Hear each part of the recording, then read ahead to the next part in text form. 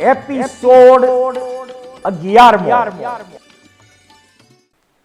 અંતઃકરણની શુદ્ધિ એ જ જીવનની સિદ્ધિ છે. અમૃત વાણીનું રસપાન કરાવનાર વક્તા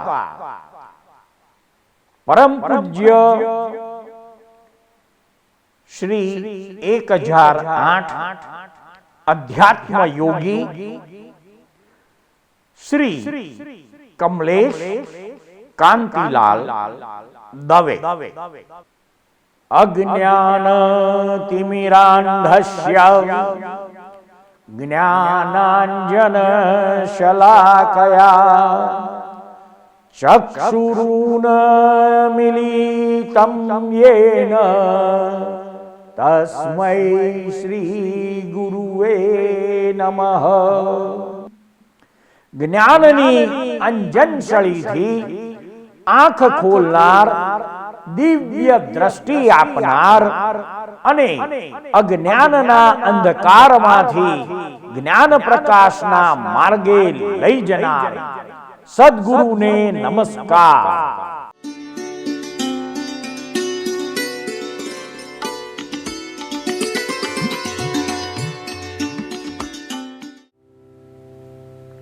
સેનાપતિએ સમ્રાટને જણાવ્યું કે મહારાજ ચક્રરત્ન હજુ સુધી આયુધશાળામાં આવ્યું નથી.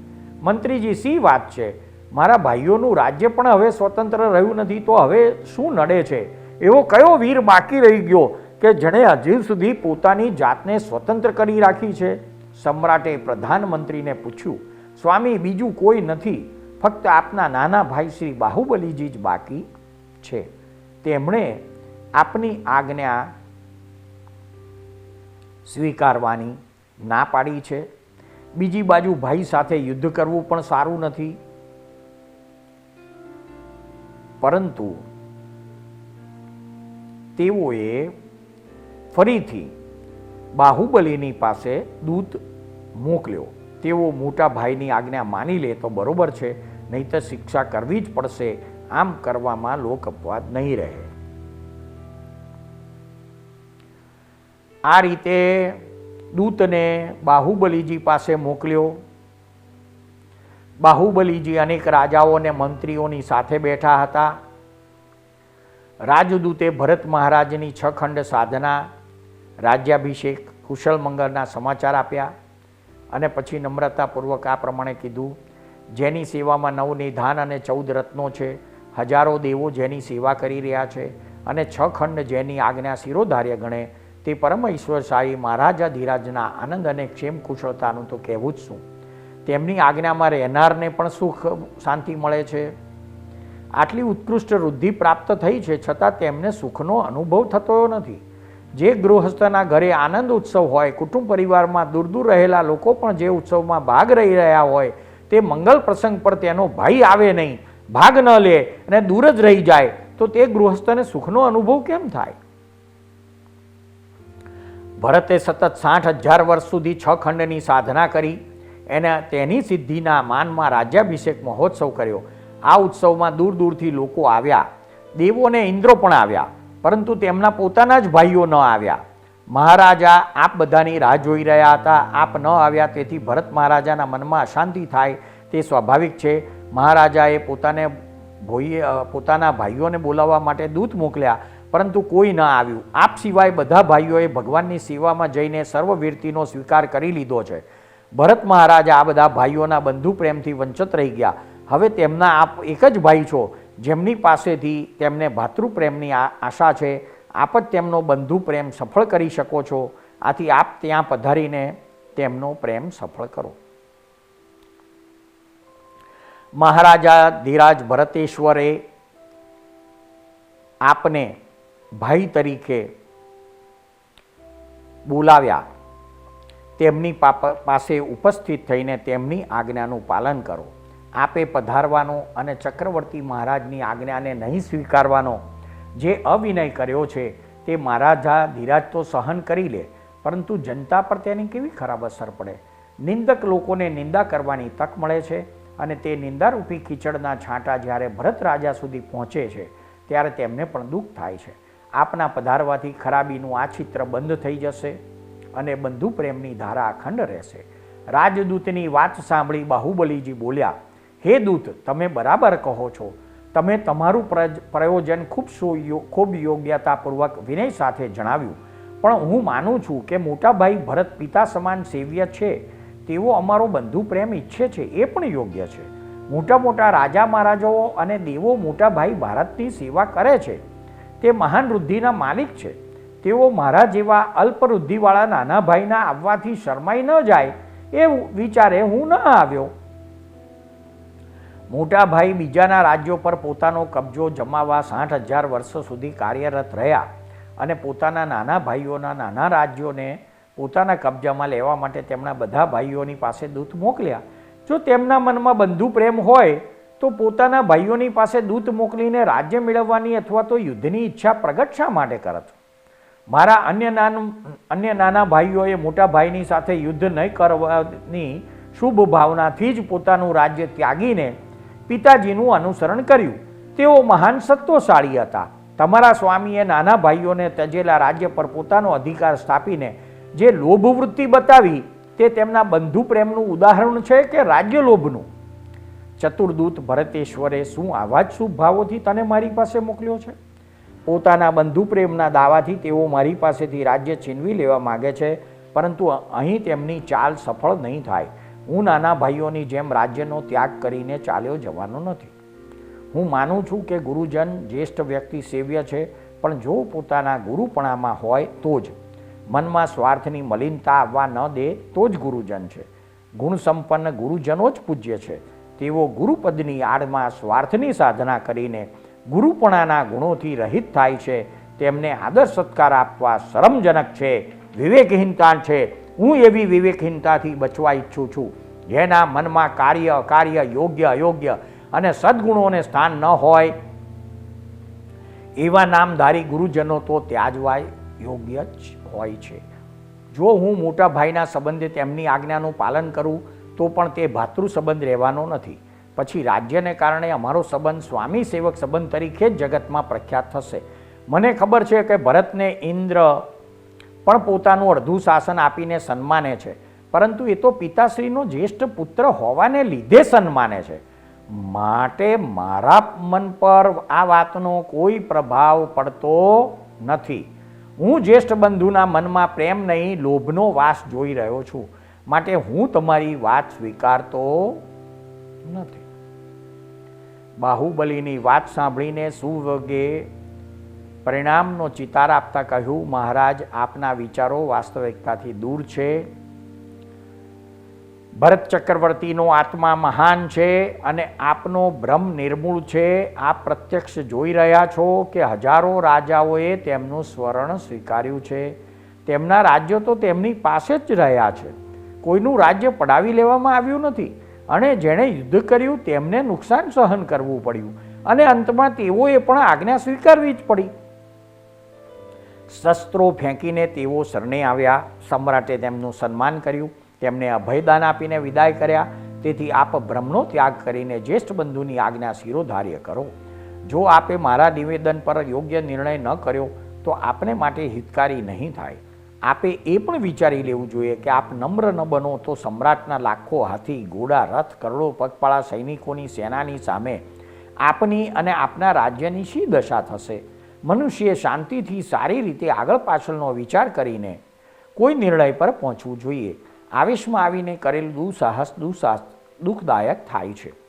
રાજદૂતની વાતની અવગણના કરતાં શ્રી બાહુબલીએ કહ્યું, સુવેગ, તું તારા કર્તવ્યનું પાલન કરતો રહે. તે તારા માલિકનું બાહ્ય ઉજ્જવળ પાસું બતાવીને પોતાના કર્તવ્યનું પાલન કર્યું છે, પણ હું ભરતને તેવો માનતો નથી. મારી પાસે 98 ભાઈઓને હાથમાં લઈ લેવાનું એવું મોટું ઉદાહરણ છે કે તેની પાસે તારા માલિકની સારા હોવાની વાત ટકી શકતી નથી. અને તું જેની જે સૈન્ય શક્તિની વર્ણન કરીને મને ડરાવવા ઈચ્છે છે તો એ તારી ભૂલ છે. જો ભરતની પાસે સેનાના મહાસાગર છે તો હું પોતે તે સાગરમાંનો વડવાનલ છું. મને ભરતની સૈન્ય શક્તિનો કોઈ ડર નથી.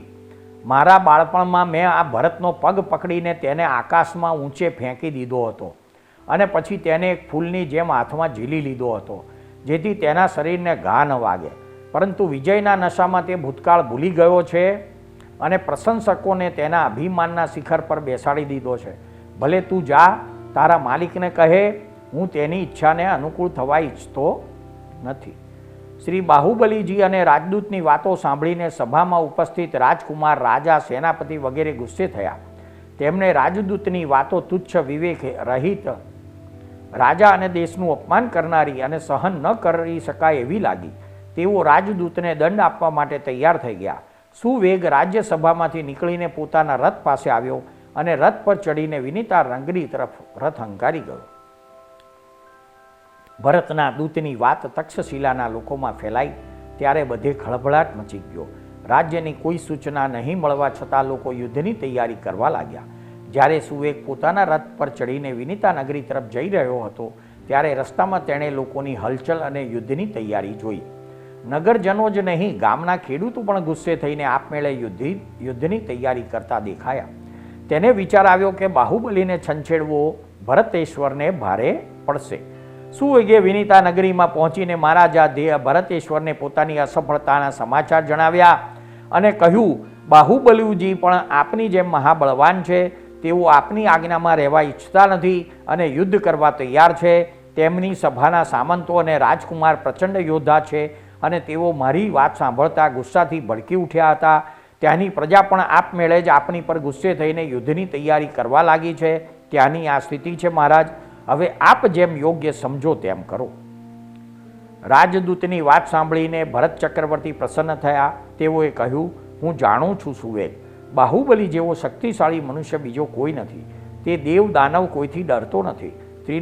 ત્રિલોકનાથ તીર્થંકરનો પુત્ર અને મારો ભાઈ મહાબલી હોય તે મારે માટે પ્રસન્નતાની વાત છે. મને ગૌરવ છે કે મારો નાનો ભાઈ અદ્વિતીય મહાબળવાન છે. હું તેના બળના અભિમાનને સહન કરતાં કરતાં પણ તેનું હિત ઈચ્છું છું. તેનાથી મારી શોભા છે, કારણ કે તે મારો ભાઈ છે. હું તેના દુર્વિનયની ઉપેક્ષા કરું છું. રાજ્ય તો પ્રાપ્ત થઈ શકે છે, પરંતુ આવો ભાઈ મળવો મુશ્કેલ છે. મારા 98 ભાઈઓ ચાલ્યા ગયા, હવે આ એક જ બાકી રહ્યો છે. એની સાથે લડાઈ કરવાની મારી ઈચ્છા નથી. હવે હું આ મારા એકમાત્ર ભાઈની જુદાઈ સહન કરી શકીશ નહીં. તેઓએ મંત્રીઓ તરફ જોઈને પૂછ્યું, બોલો, તમે શું કહેવા ઈચ્છો છો? બાહુબલીના અવિનય અને સમ્રાટની ક્ષમાથી ઉત્તેજિત થઈને સેનાપતિ સુષેણ બોલ્યો, ભગવાન, આદિનાથના પુત્ર મહારાજા ધીરાજ ક્ષમા કરે એ તો એ યોગ્ય છે, પરંતુ ક્ષમા તો કરુણાને પાત્ર હોય તેને અપાય. જે મનુષ્ય જે રાજાના ગામમાં વસે છે તે પણ તે રાજાને આધીન હોય છે. ત્યારે બાહુબલીજી તો આપણા એક દેશનો ભોગવટો કરી રહ્યા છે. તેમણે તો તમને આધીન થવું જ જોઈએ. તેઓ જ્યેષ્ઠ બંધુનો સંબંધ વચન માત્રથી અધીનતા સ્વીકારવા તૈયાર નથી અને પોતાના બળનું ઘમંડ રાખીને અવજ્ઞા કરે છે. ત્યારે તેઓ ક્ષમાને પાત્ર રહેતા નથી મહારાજ. સમ્રાટ જે પોતાની કીર્તિમાં વૃદ્ધિ કરે તે શત્રુ પણ સારો, પરંતુ જે ભાઈ પોતાના ભાઈના પ્રતાપ અને પ્રતિષ્ઠાને હાનિ પહોંચાડે તે ભાઈ તો ખરાબ જ કહેવાય. રાજા, મહારાજા અને સમ્રાટ પોતાના ભંડાર, સેના, પુત્ર, મિત્ર અને શરીર કરતાં પણ પોતાની પ્રતિષ્ઠાને વધુ મહત્વ આપે છે. પોતાના તેજની રક્ષા માટે તેઓ પોતાના પ્રાણોની બાજી લગાવી દે છે, કારણ કે પ્રતાપ જ તેમનું જીવન હોય છે. આપની પાસે રાજ્યની કોઈ અછત ન હતી, છતાં 6 ખંડ જીતવાનું કષ્ટ શા માટે ઉઠાવ્યું? ફક્ત પ્રતાપને માટે જ ને. ચક્ર રત્ન ઉત્પન્ન થયા પછી પણ જો આપ ખંડ સાધના કરત નહીં તો આપના પ્રતાપમાં ક્ષતિ આવત ને. વાસ્તવમાં આ સર્વોત્તમ અસ્ત્ર રત્ન કોઈ એવા જ ભાગ્યશાળીને પ્રાપ્ત થાય છે જે મહાપ્રતાપી હોય, સત્વશાળી હોય અને તેનું પ્રાપ્ત થવું સાર્થક કરી શકતો હોય. હે સ્વામી, જે સતીનું શીલ એકવાર ખંડિત થઈ જાય તે અસતી જ ગણાય. તે જ રીતે જેનો પ્રભાવ એકવાર ખંડિત થઈ જાય તે ખંડિત જ રહે. દેવ ગૃહસ્થોમાં પિતાની સંપત્તિમાં ભાઈઓનો ભાગ હોય છે. આ ભાઈઓમાં કોઈ ભાઈ તેજસ્વી હોય તો બીજા ભાઈઓ તેના તેજનો આદર અને રક્ષણ કરે છે, ઉપેક્ષા કરતા નથી. ત્યારે આપ જેવા 6 ખંડના વિજેતાનો પોતાના જ ઘરમાં વિજય ન થાય તે સમુદ્ર તરવા છતાં એક નાના ખાડામાં ડૂબી મરવા બરોબર કહેવાય. ચક્રવર્તી સમ્રાટનો પ્રતિસ્પર્ધી થઈને કોઈ એક રાજ્યનો ઉપભોગ કરી શકે. પ્રથમ તીર્થંકર પરમાત્મા શ્રી વૃષભદેવ ભગવાન સાથે ભરત સિવાયના 99 પુત્રો અને ભરત ચક્રવર્તીના 8 પુત્રો એમ કુલ 108 વ્યક્તિઓ ઉત્કૃષ્ટ અવગાહનાવાળા એક સમયમાં સિદ્ધ ક્ષેત્રમાં અર્થાત મોક્ષે ગયેલા તે આ વર્તમાન અવસર્પિણી કાળમાં થયેલા 24 તીર્થંકરોમાં પ્રથમ આશ્ચર્ય થયેલું. દીક્ષા પછી 1000 વર્ષ પછી વૃષભદેવ પરમાત્માને ફાગણ વદ એકાદશીના દિવસે વિનીતા નગરીના પુરીમતાલ નામના પરાની બહાર શકટ નામના ઉદ્યાનમાં વડના વૃક્ષ નીચે ઉત્તરાષાઢા નક્ષત્રમાં ચંદ્ર જ્યારે વિચરણ કરતો હતો ત્યારે કેવળ જ્ઞાન નામનું 5મું જ્ઞાન પ્રગટ થયેલ. કેવળ જ્ઞાન થતાં જ દેવી દેવતાઓના વ્યવહાર મુજબ અને નિયમ મુજબ દેવી દેવતાઓ તીર્થંકર પરમાત્માના સંવત્સરણની રચના કરે છે. અને તે વખતે ભરત ચક્રવર્તીની શસ્ત્રાગારમાં ચક્રરત્ન ઉત્પન્ન થયેલું. પરંતુ ભરત ચક્રવર્તી ચક્રરત્નની પૂજાને મહત્વ આપવાને ગૌણ ગણીને પિતાશ્રી વૃષભદેવ પરમાત્માના સંવત્સરણમાં હર્ષભેર જવા માટે પોતાની દાદીને હાથી ઉપર સોનાની અંબાડીમાં બેસાડી વિશાળ જન સમુદાય સાથે સંવત્સરણમાં જાય છે. સંવત્સરણ નજીક પહોંચતા જ ભરત ચક્રવર્તી કહે છે કે હે દાદીમાં, તમારા પુત્રની વૃદ્ધિ જુઓ. 34 અતિશયોથી યુક્ત આ વૃષભદેવ માટે દેવી દેવતાઓએ કેવું ભવ્ય સંવત્સરણ તૈયાર કર્યું છે. અને મરુદેવા માતાને વિચાર આવતા સપક્ષેણીએ મનુષ્ય જન્મની નશ્વરતાનો બોધ થતાં જ અનિત્ય ભાવના ભાવતા તે જ સમયે કેવળ જ્ઞાન થાય છે. અને તે જ ક્ષણે તેમના આયુષ્ય કર્મ ક્ષય થતા તેઓ સિદ્ધ ક્ષેત્રમાં મુક્તિ પામીને જતા રહે છે. ઋષભદેવ પરમાત્માના મુખે સંવત્સરણમાં નીકળેલી તેમની અર્ધમાગધી ભાષા, માલકોશ રાગ અને 35 ગુણોથી યુક્ત દેશના સાંભળી અને ત્યારબાદ પ્રભુએ ચતુર્વિધ સંઘની સ્થાપના કરી. સૌ પ્રથમ 84 ગણ અને વૃષભસેન સહિત 84 ગણધરો થયા. ભરત ચક્રવર્તીના 500 પુત્રો અને 700 પૌત્રો દીક્ષા લઈ સાધુ બન્યા. બ્રાહ્મી દીક્ષિત બની સાધ્વી થયા.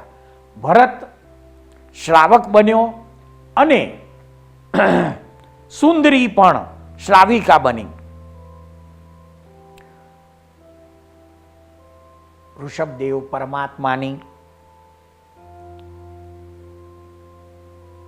જે પરિવાર ચતુર્વિધ સંઘનો ગણાય છે તેમાં 84,000 સાધુઓ, 3 લાખ સાધ્વીઓ, શ્રેયાંશ સહિત 3,05,000 શ્રાવકો, સુભદ્રા સહિત 5,54,000 શ્રાવિકાઓ, 4,750 14 પૂર્વધારીઓ કે જે 14 પૂર્વનું જ્ઞાન ધરાવતા હતા, 9,000 અવધિ જ્ઞાનીઓ, 20,000 કેવળી ભગવંતો, 20,600 વૈક્રિય લબ્ધિવાળા મુનિવરો, 12,650 વિપુલમતી મનપર્યાયવાળા મુનિઓ તેમના પરિવારમાં હતા. પ્રભુના 20,000 સાધુઓ અને 40,000 સાધ્વીઓ તે જ ભવમાં મોક્ષે ગયા હતા. 22,900 મુનિવરો અનુત્તર વિમાનમાં દેવ બનેલા. ઋષભદેવ પરમાત્માના જીવનનું સરવૈયું જોઈએ તો ઋષભદેવ પરમાત્મા 20 લાખ પૂર્વ કુમાર અવસ્થામાં રહ્યા, 63 લાખ પૂર્વ રાજા તરીકે રાજ્ય સંભાળ્યું, 1 લાખ પૂર્વ સાધુપણું ભોગવ્યું, એમ કુલ 24 લાખ પૂર્વનું આયુષ્ય પૂર્ણ કરી છેલ્લે 10,000 મુનિઓ સાથે કૈલાસ પર્વત પાસે આવેલ અષ્ટાપદ પર્વત ઉપર પધાર્યા. મહાવદ તેરસે અભિજીત નક્ષત્રમાં ચંદ્ર હતો ત્યારે ભગવાન પદ્માસનમાં બેઠા હતા. છેલ્લા 6 ઉપવાસ અને આયુષ્ય કર્મનો ક્ષય થતા ભગવાન નિર્વાણ પામીને મોક્ષે ગયા. ઇન્દ્રોએ તીર્થંકર પરમાત્મા શ્રી વૃષભદેવનો તથા તેમની સાથે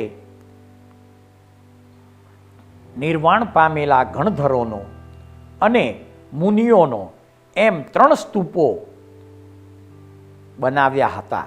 ઋષભદેવ ભગવાનના જીવનમાં મહત્વની ઘટના તેમના દીક્ષા પછીના 1 વર્ષ સુધીના ઉપવાસની છે કે તેમને પૂર્વજન્મમાં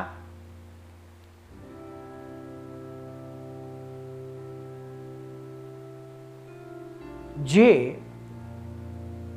બળદ ઉપર અનુકંપા કરવાના આશયથી ખેડૂતને જે તેમણે સલાહ આપી કે ભાઈ તું તારા પોતાની માલિકીના બળદને શું કામ મારે છે, તો કે ભાઈ જમ્યા પછી તે દરેક વસ્તુમાં મોઢું નાખે છે, તે તેની પ્રકૃતિ છે. ત્યારે ભગવાન તેને સરળ ઉપાય બતાવે છે કે ભાઈ તું એના મોઢે દોરીની સિક્કી જાળી બાંધી દે. અને ભગવાનની સલાહ સાચી લાગતા ખેડૂત તે પ્રમાણે કરે છે, પરંતુ નવો નવો પ્રયોગ કર્યો હોવાથી તે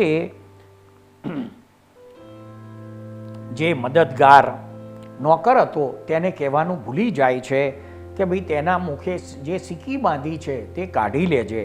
અને બળદ ભૂખ્યો રહે છે 12 કલાક. અને એ 12 કલાક બળદ ભૂખ્યો રહ્યો એના એ પોતે નિમિત્ત બન્યા હતા અને તેમને 12 મહિના સુધી ઉપવાસ કરવા પડ્યા હતા. એ એમના જીવનની સૌથી મહત્વપૂર્ણ ઘટના. અને 1 વર્ષ પછી તેમને શેરડીના રસથી પારણાનો લાભ મળે છે. તે તેમના જીવનની મોટામાં મોટી ઘટના હતી. તેમના 2 બળવાન પુત્રો ભરત ચક્રવર્તી અને બાહુબલી વચ્ચે જે યુદ્ધ થાય છે તે ઘટના પણ તેમના જીવનમાં મહત્વની હતી. અને છેલ્લે ભગવાન જ્યારે બાહુબલી સ્વયં પંચમુષ્ટિ લોચ કરી દીક્ષા લઈ ભયંકર તપ કરી અને કેવળ જ્ઞાનની નજીક પહોંચ્યા છે ત્યારે તીર્થંકર પરમાત્મા શ્રી વૃષભદેવ પરમાત્મા પોતે જ્ઞાનમાં જુએ છે કે હવે તેમને કેવળ જ્ઞાન ઉપજવાની તૈયારી થઈ ગઈ છે, પરંતુ એક ક્ષણ એક રઈના દાણા જેટલો સૂક્ષ્મ અહંકાર છે. તેથી તીર્થંકર પરમાત્મા શ્રી વૃષભદેવ પોતાની બ્રાહ્મી અને સુંદરી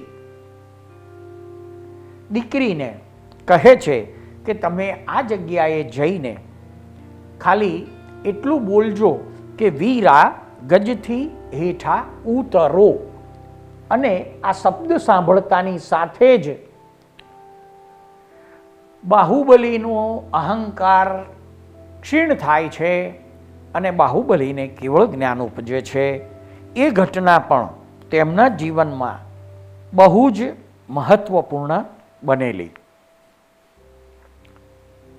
હવે પછી પ્રથમ વર્તમાન 24ના તીર્થંકર પરમાત્મા શ્રી વૃષભદેવ ભગવાનનું ચરિત્ર પૂરું થાય છે.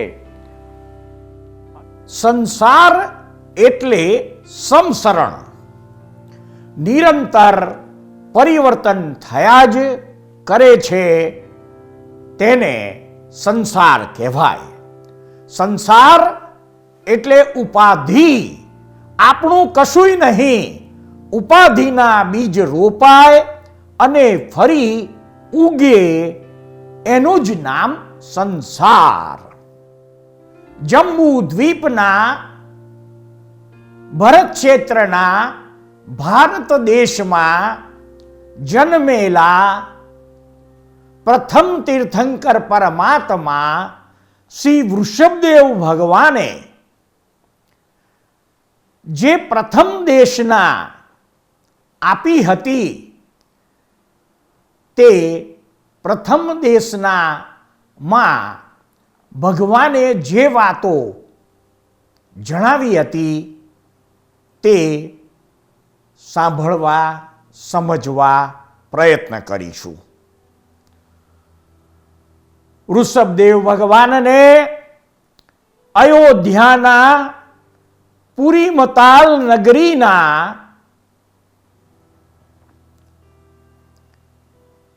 શકટમુખ ઉદ્યાનમાં અઠ્ઠમના તપ સમયે વડના વૃક્ષ નીચે મહાવદ 11 ગુજરાતી તિથિ પ્રમાણે અને મારવાડી તિથિ પ્રમાણે ફાગણ વદ 11ના દિવસે કેવળ જ્ઞાન પ્રગટ થાય. કેવળ જ્ઞાન પ્રગટ થયા પછી દેવોએ સંવત્સરણની રચના નિયમ મુજબ કરી અને તીર્થંકર પરમાત્મા સંવત્સરણમાં નમો તીર્થસત્સ કહીને નમસ્કાર કરીને દેવોએ રચેલા સંવત્સરણના સિંહાસન પર બિરાજમાન થાય છે. ત્યાર પછી સૌ પ્રથમ ચતુર્વિધ સંઘની સ્થાપના કરે છે. સાધુ, સાધ્વી, શ્રાવક અને શ્રાવિકા રૂપ ચતુર્વિધ સંઘની ભગવાન દ્વારા સ્થાપના થાય છે. તેમાં સાધુનું નામ અપ્રસિદ્ધ છે. સાધ્વી તરીકે તેમની પોતાની દીકરી બ્રાહ્મીનો ઉલ્લેખ આગમ ગ્રંથોમાં છે. શ્રાવકમાં શ્રેયાંશ નામનો શ્રાવક છે અને શ્રાવિકા તરીકે સુભદ્રા નામની કન્યા લાભ પામે છે. 84 ગણધરો, એમાં પ્રમુખ ગણધર વૃષભસેન ગણાય છે. ભગવાને જે દેશના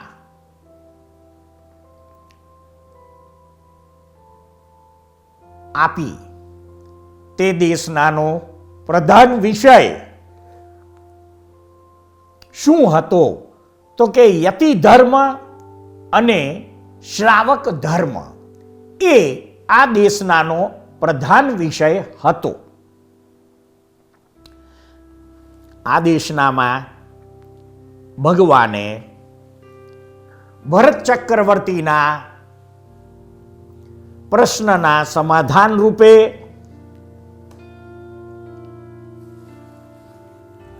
દેશનામાં જણાવ્યું કે આ જંબુ દ્વીપના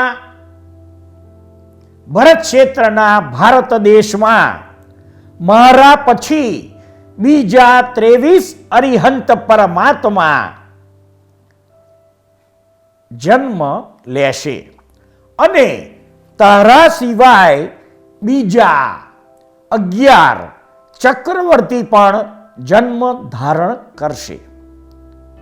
તેમાં 20માં અને 22માં તીર્થંકરો ગૌતમ ગોત્રી થશે અને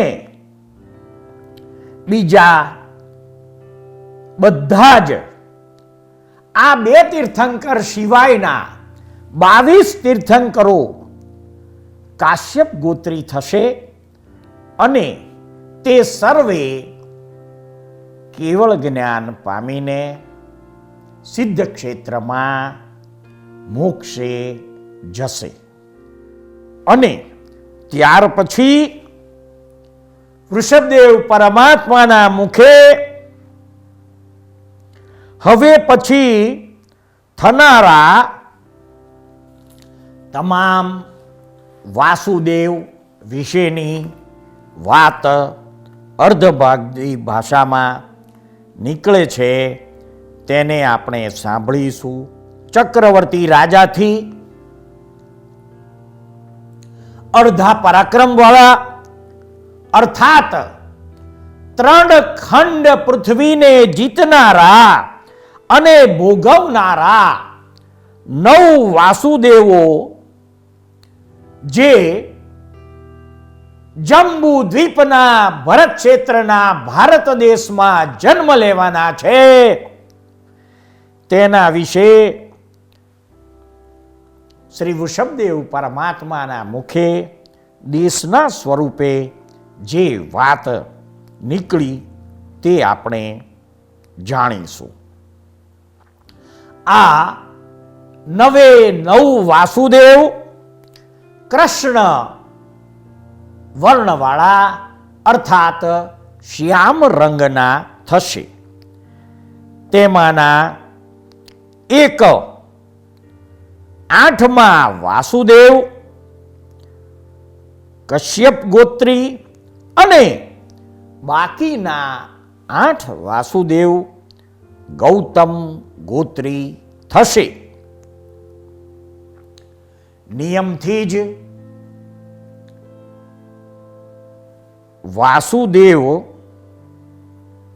અને બળદેવ પણ 9 થાય છે. વાસુદેવ અને બળદેવ ના પિતા એક જ હોય છે, પરંતુ વાસુદેવ અને બલરામની માતા જુદી જુદી હોય છે. અર્થાત એક જ રાજાને 2 રાણીઓ અર્થાત 2 પત્નીઓથી 2 બાળકો જુદા જુદા સમયે જન્મે છે. અને તેમાં નિયમથી બલરામ મોટા હોય છે અને વાસુદેવ નાના એટલે પછીથી જન્મનાર હોય છે. હવે આ 9 વાસુદેવની વાત વૃષભદેવ પરમાત્માના સ્વમુખે દેશના સ્વરૂપે જે નીકળી હતી તે આપણે જાણીએ. તેમાં પ્રથમ પોતનપુર નગરમાં ત્રિપુષ્ટ નામે વાસુદેવ પ્રજાપતિ રાજા અને મૃગાવતી રાણીના પુત્ર તરીકે 80 ધનુષ્યની ઊંચાઈ ધરાવતી કાયાવાળા થશે. શ્રી અંશ પરમાત્મા પૃથ્વીમાં વિચરતા હશે તે વખતે 84 લાખ વર્ષનું આયુષ્ય ભોગવી તે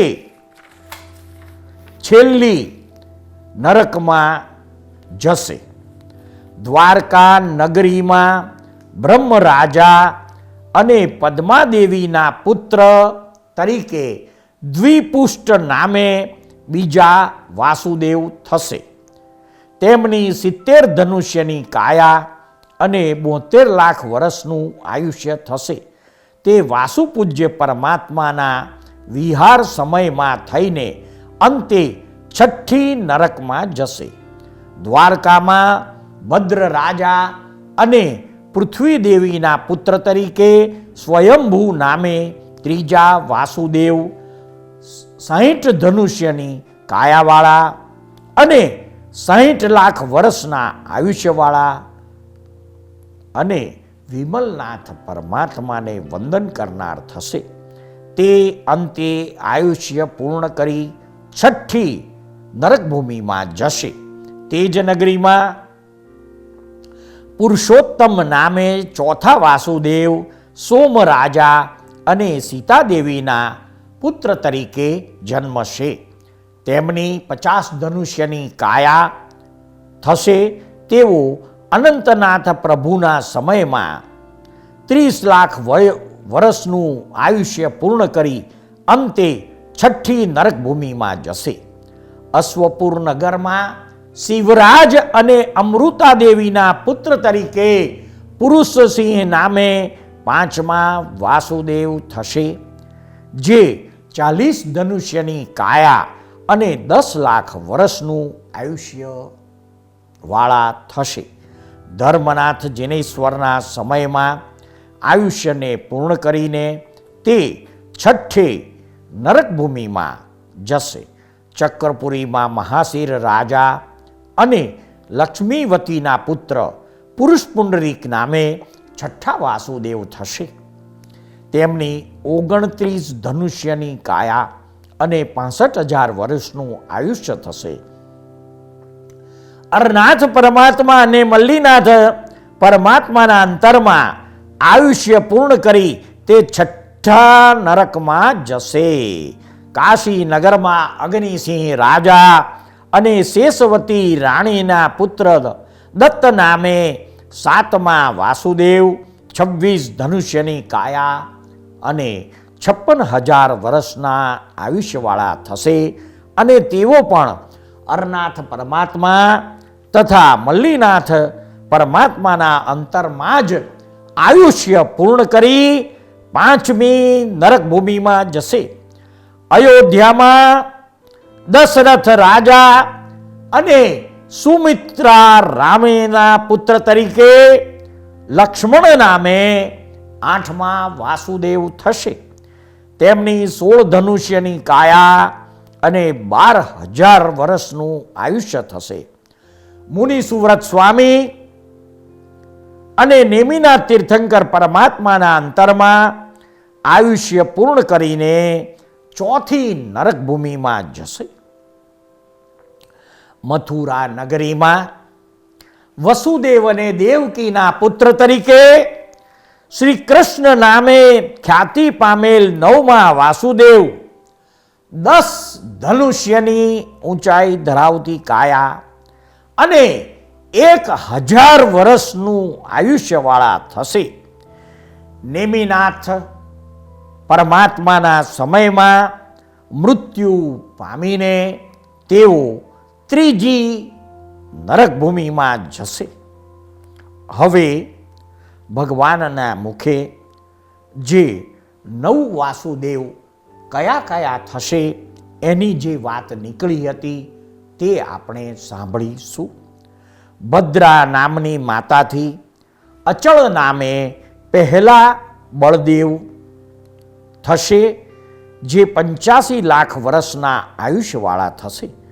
સુભદ્રા માતાથી વિજય નામે બીજા બળદેવ થશે, તેમનું 75 લાખ વર્ષનું આયુષ્ય થશે. સુપ્રભા માતાથી ભદ્ર નામે ત્રીજા બળદેવ થશે, જેમનું આયુષ્ય 65 લાખ વર્ષનું થશે. સુદર્શના માતાથી સુપ્રભ નામે ચોથા બળદેવ થશે, જેમનું 55 લાખ વર્ષનું આયુષ્ય હશે. વિજયા માતાથી સુદર્શન નામે 5મા બળદેવ થશે, જેનું 17 લાખ વર્ષનું આયુષ્ય થશે. વૈજંતી માતાથી આનંદ નામે છઠ્ઠા બળદેવ 85,000 વર્ષનું આયુષ્યવાળા થશે.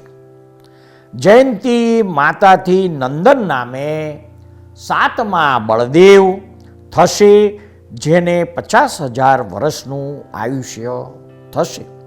અપરાજિતા અર્થાત કૌશલ્યા માતાથી રામચંદ્ર ઉર્ફે પદ્મ નામે 8મા બળદેવ 15,000 વર્ષના આયુષ્યવાળા થશે. રોહિણી માતાથી બળભદ્ર બલરામ નામે 9મા બળદેવ 1200 વર્ષનું આયુષ્યવાળા થશે. તે 9 બળદેવોમાં 8 બળદેવો મોક્ષે જશે અને 9મા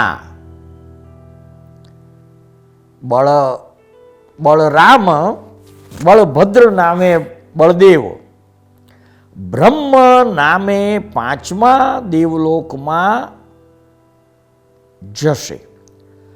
અહીં મતાંતરે અન્ય ગ્રંથોમાં રામ અર્થાત 9મા બલરામ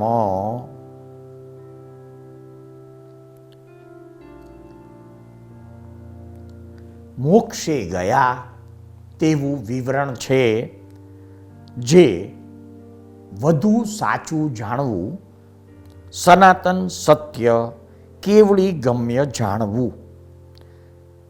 ત્યાંથી કૃષ્ણ નામના પ્રભુના તીર્થમાં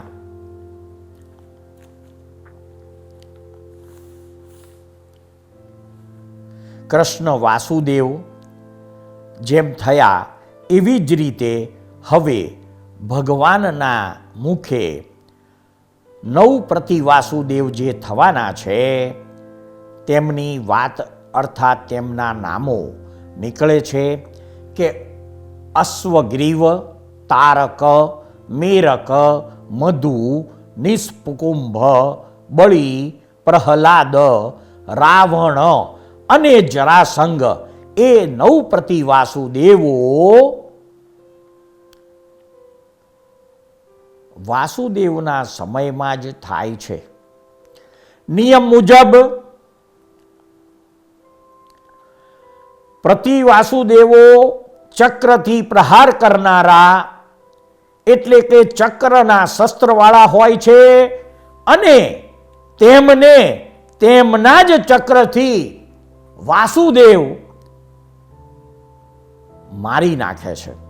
નિયમ મુજબ વાસુદેવ અને પ્રતિવાસુદેવ બંને નરકે જનારા હોય છે.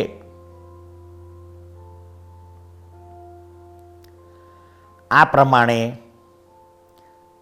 તીર્થંકર પરમાત્મા ઋષભદેવ ભગવાનની દેશના સાંભળ્યા પછી ભરત ચક્રવર્તી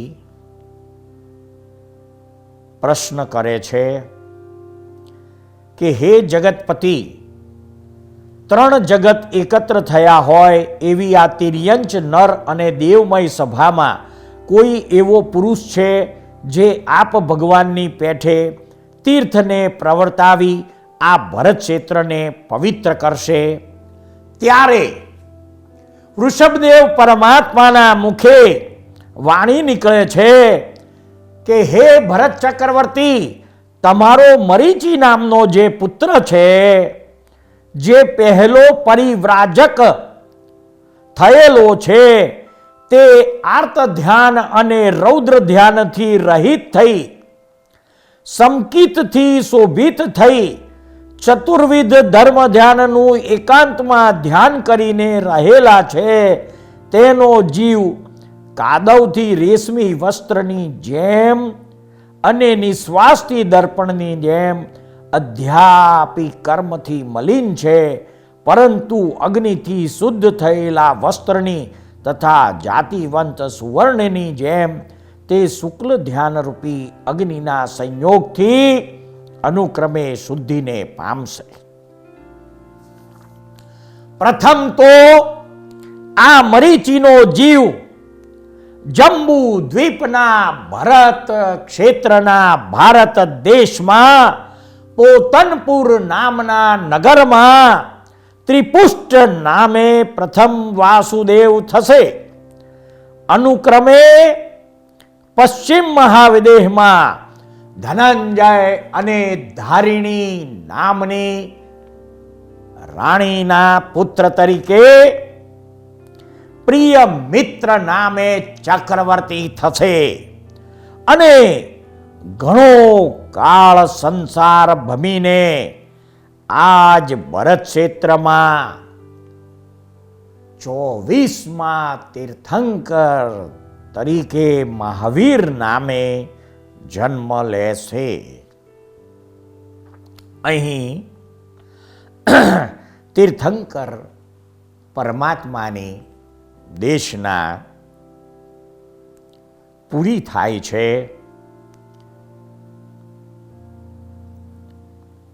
અને ત્યાર પછી ભરત ચક્રવર્તી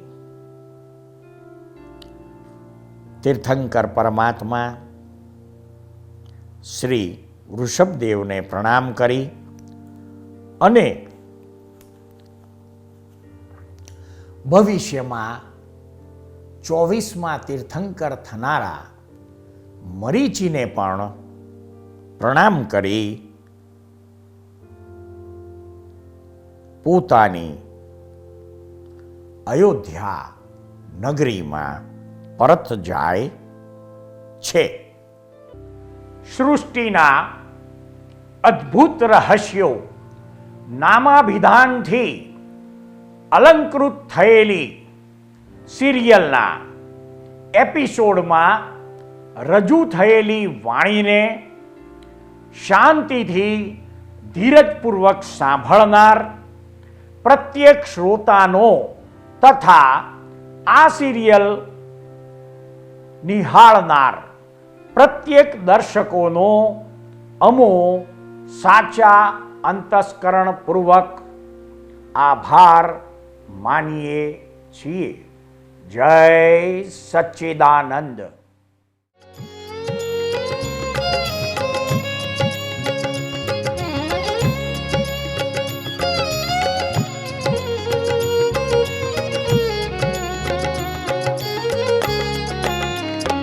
तीर्थंकर विहरमान शत शत कोटि प्रणाम.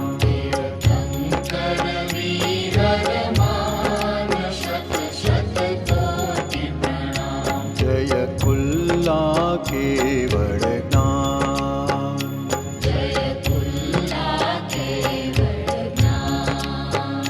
तीर्थंकर विहरमान शत शत